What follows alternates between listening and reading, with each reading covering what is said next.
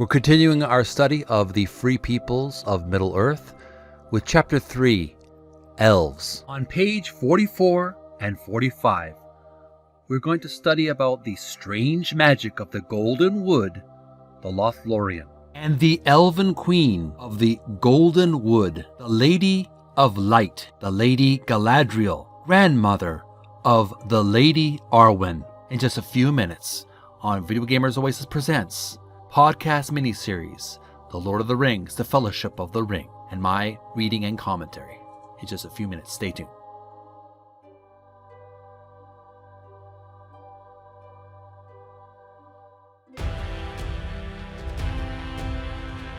Video Gamers Oasis on YouTube presents podcast mini-series, The Lord of the Rings, The Fellowship of the Ring, visual companion, my reading and commentary.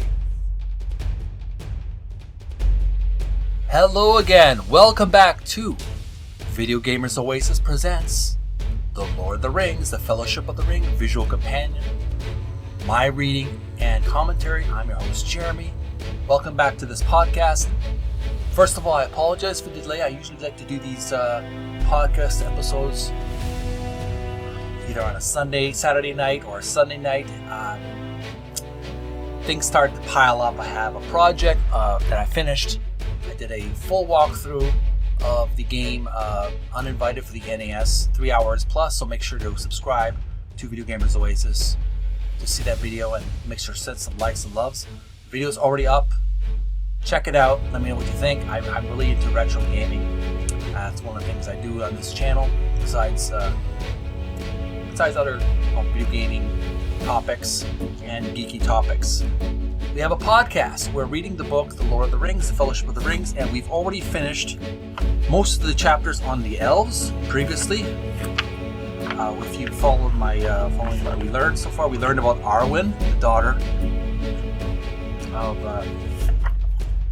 of Elrond, and we learned about Legolas, the great valiant hunter and archer who assists Frodo on his mission. Now we're going to finish up the subject on elves. We're going to learn about Lothlórien on page, where is it? There's no page listed here. Page 45, 44 and 45. And we're going to learn about the Lady Galadriel, a tall, slender, beautiful, very old but very youthful looking elven priestess or wise enchantress. She's a very wise woman. On page 46 and 47, that Frodo comes to for guidance and for inspiration, and she gives Frodo some gifts for his great mission. We're going to learn about that. We're going to wrap up the elves, and let's get on with it. So I always position my lighting a little bit better, and I got my magnifying glass here and my reading glasses because it helps me to focus better. Let's begin.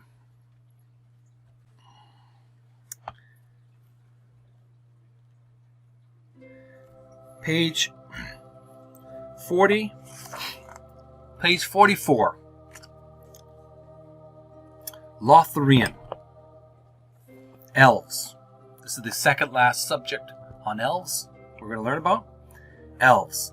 Lothlórien. A quotation here. The strange magic of the Golden Wood. First paragraph. Just east of the Misty Mountains, beside the Silver Lode, which flows into the great river Anduin. Lies Lothlórien, the Golden Wood, the fairest elf kingdom remaining in Middle-earth. Next paragraph. Lothlórien is home to the wood elves, who are almost invisible to visitors to the wood they guard, as they move swiftly and silently through the tree canopy, camouflaged by their magical gray cloaks. Throughout the Golden Wood, grow the towering Lothlórien trees, the tallest and most beautiful trees in Middle-earth. In the grass of the forest floor bloom the golden stars of Eleanor and pale white flowers of the Nifredel. Hope I pronounced that correctly. The silver pillars of the Lothlóriens tower up into a splendid canopy of golden leaves, in the many leveled branches of which the elves build their flets, F-L-E-T-S, flets, their dwellings or high houses. Another quotation here. The heart of Elvendom on earth. Final paragraph reads, at the heart of the golden wood lies Caras Galadhon, the city in which the Lord Celeborn and Lady Galadriel have their royal hall, a magnificent flet, nestled high in the crown of the mightiest Lothlórien of all. So just want to verify this, that we have these flets. Flets are dwellings or houses. Pillars of the Lothlórien trees. So these houses are top very tall trees. And here we have a photograph of two elves rowing a boat. It looks almost like a swan. Very beautiful, graceful. And there's some elves in the background working, loading up some supplies. And beautiful water. It looks very kind of dark. It's almost twilight in this scene here. Very kind of spooky, but a beautiful spooky. Very moody kind of environment. And magical. And of course the elves wear great cloaks, which enable them to be invisible to their enemies. That's basically that chapter summed up. Moving on to the next chapter. Let's put the light on a bit more. Maybe I can see a little bit better now. Now we're going to learn about the Lady Galadriel on page 46. All right, here we go. This is with the special wise old woman who looks very youthful. The Lady Galadriel, page 46, first paragraph. The Lady Galadriel, quote-unquote, Lady of Light, grandmother of the Lady Arwen, is an elven queen of extraordinary beauty, with her timeless features and golden river of hair. She is, however, no mere fey being. Fey, F-E-Y, from what I've learned, is sort of elven, mystical, kind of almost effeminate, and this goes for males, people who identify as men as well, who are elven, who are fey, tend to be a little bit more effeminate in a mystical way. Gentle, graceful, etheric. But she is, however, no mere fey being, but a lady of great power. She bears one of the great rings. That ring was Nenya. N-E-N-Y-A. Nenya. The ring of adamant. Adamant is spelled A-D-A-M-A-N-T. Adamant. And with the one ring in her grasp as well, she would be a mighty match for the Dark Lord Sauron. Quotation. The mirror shows many things. Things that were, things that are, and things that might not yet have come to pass. Next paragraph to the left. It's a little harder to read because there's a backdrop of illustration in the background. Galadriel also possesses a magical mirror in which those invited to look may see images of the past, present, or future when determining a course of action. Some people would call this scrying, looking at mirrors or crystals. Next paragraph. Her husband is the Lord Celeborn. Celeborne. Pardon me. Celeborn. No E in the back. Celeborn.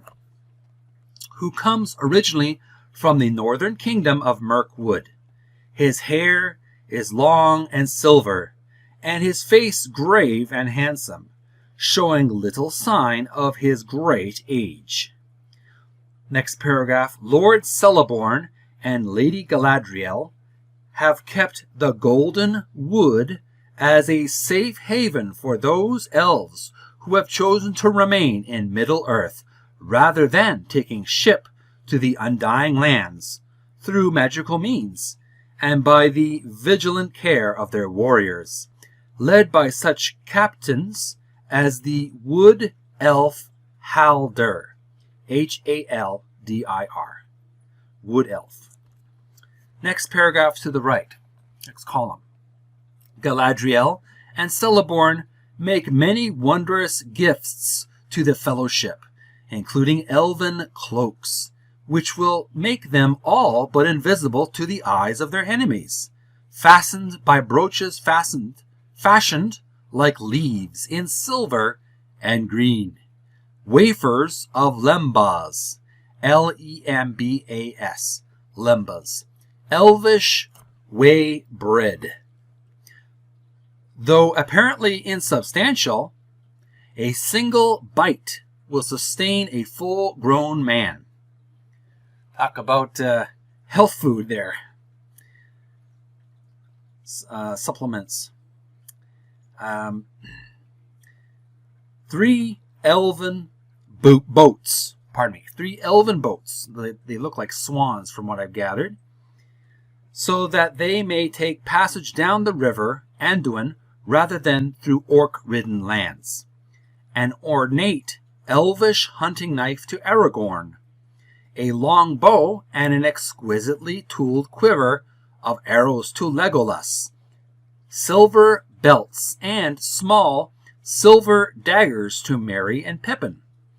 A coil of rope made from magical hithlain. That's Hithlain. Hithlain to Sam, which may serve him better than any sword.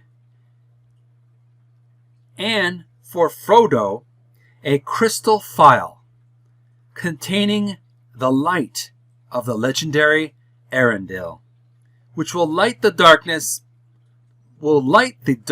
places when all other lights go out. And so she was a source of great gifts. She was almost like a Mrs. Santa Claus in this story. And on page 47 here we have a photograph of the Lady Galadriel.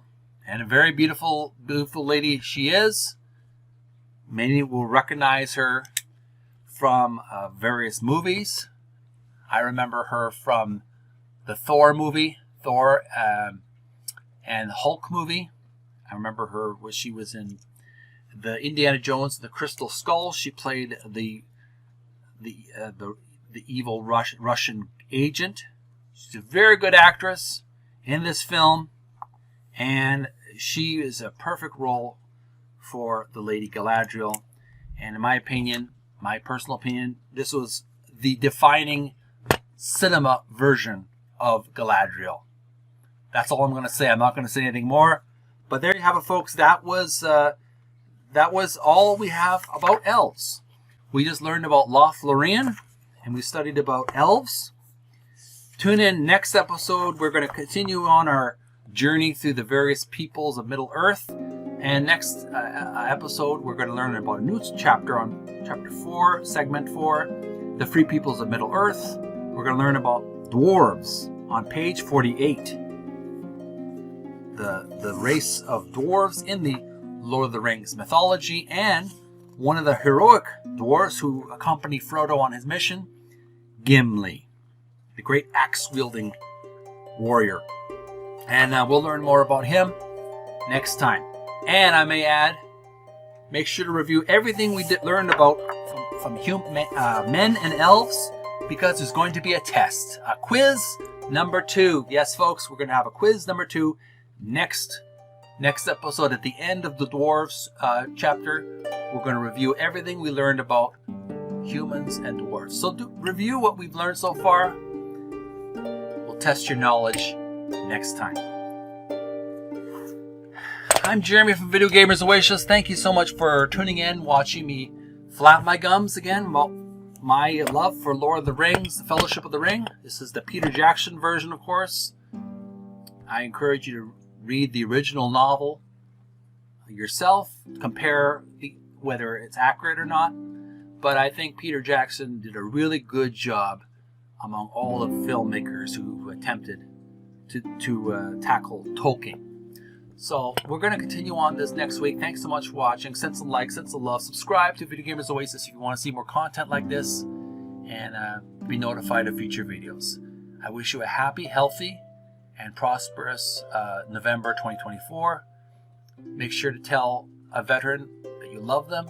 Send some thanks for their great sacrifice, and encourage them. And let's take care of our veterans. Let's show some more caring for the ones who've made the ultimate sacrifice. Whether you like war or not, I think it's good that we support older people who have made great sacrifices, and show love and appreciation for such people. Because that would be the noble thing. That would be something that Frodo, Sam, Aragorn, all the elves, all the noble men would do in this story. So let's be noble and caring for the ones who made great sacrifices in history. Thanks for watching. Bye for now.